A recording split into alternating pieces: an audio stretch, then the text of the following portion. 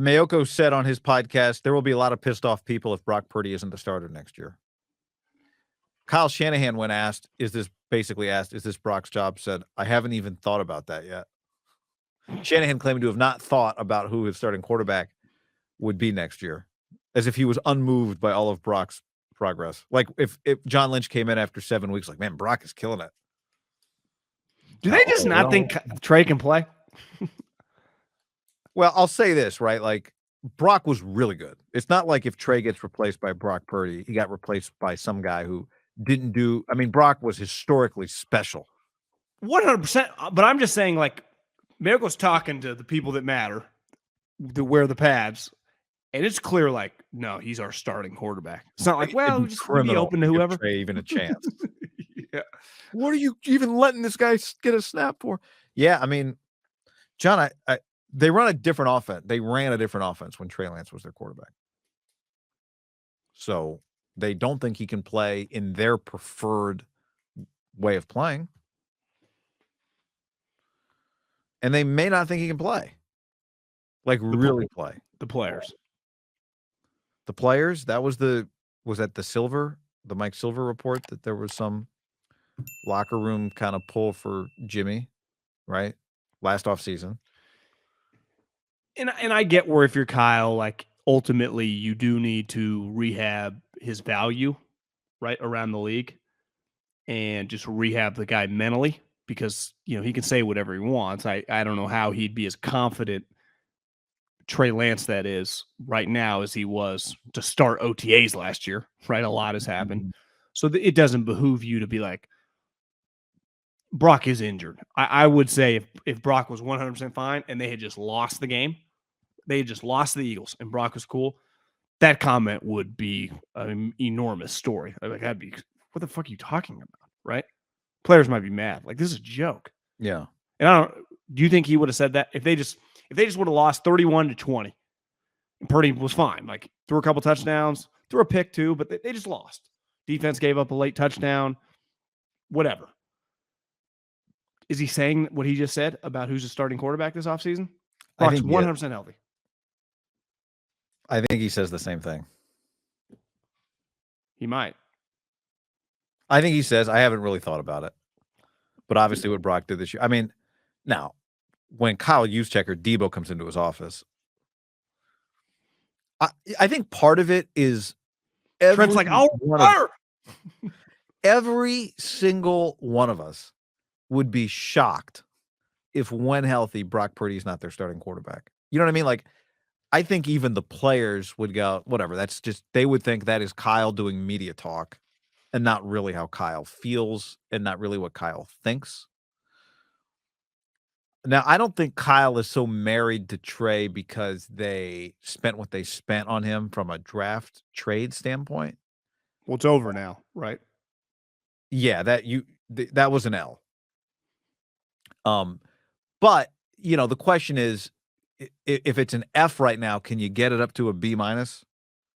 It's not ever going to be an A plus, but like it would be foolish for Kyle to give up on Trey Lance being anything because Trey really hasn't played. Now, maybe he thinks he's far less confident than he would have been a year ago that Trey can become an NFL starter, but he's still on his team. It'd be foolish for him. Think about how patient from an injury standpoint Kyle Shanahan's been with players historically. He will wait and wait. If he thinks there's a chance you can become a player for him, they will wait and wait and wait. Jalen Hurd, probably the first guy that comes to mind. So, I mean, it's not these things. I don't think it's black and white. Like, he has to think Brock gives him a better chance to win, but it doesn't mean that he thinks he's wasting his time if he gives Trey Lance any reps. The problem, I think we all identify, it's going to be, how is Trey Lance going to get better if he doesn't play? And we're just looking at another scenario in which he's unlikely to play. Now, the flip side of that is, if you're the Niners quarterback in the Kyle Shanahan era, if you're the Niners backup quarterback in the Shanahan era, you play. You play. It happens every year. The backup quarterback, almost every year, the backup quarterback plays. So at this point, he needs Trey Lance, so there's a reason to be invested in Trey. But there is not a soul that honestly thinks you, me, watching, listening, analysts, fans, casual, hardcore, there cannot be a person in that building that doesn't expect Brock Purdy to be their quarterback next year. Like, it's just Agreed. so, I mean, until it now the one part of it that makes it complicated is he's hurt. He's getting a surgery. Trey Lance will probably be healthy before Brock. And this goes back to what you said about Brock just maybe being a little uncomfortable. If Brock got the job because the door just swung wide open for him and he walked right through it. Now, we all think it's unlikely that Trey Lance in the last year just looks like a guy that has to be the starting quarterback of the team. But the second you start taking first team reps, you have the opportunity for the other guy to take the other guy's job because he got hurt. Now, can you practice well enough to overcome what Brock Purdy did in real games? Probably not. No. Especially if people think, like, does Brock look better in practice? So, in the meeting rooms, does he know the offense better? Blah, blah, blah. So, I just, I don't see how he's not the quarterback. But, again, he's getting a surgery. We think. Yeah. It feels inevitable. And if I were like Trey Lance's agent or his mental performance coach, I'd be like, Trey, you could end up starting the second series of the season. Like, I think I said it the other day, but I saw somebody after the NFC Championship game say, like, I mean, I said it. We all said it. I can't believe I'm watching Josh Johnson in this game. But why can't I believe that? I've watched the backup quarterback play so many games for the 49ers. Why can't I believe that the 49ers starting quarterback got hurt? So, they had been one snap away from Josh Johnson for 7 straight weeks, right? Exactly. Really more, because 2 playoff games. I mean, it could have happened at any moment. Could happen at any time. And here's the other thing. Josh Johnson or Jimmy Garoppolo's had multiple injuries. Brock Purdy has to prove that he can be healthy. Does feel like they're finally sending Jimmy on his way. It does feel that way.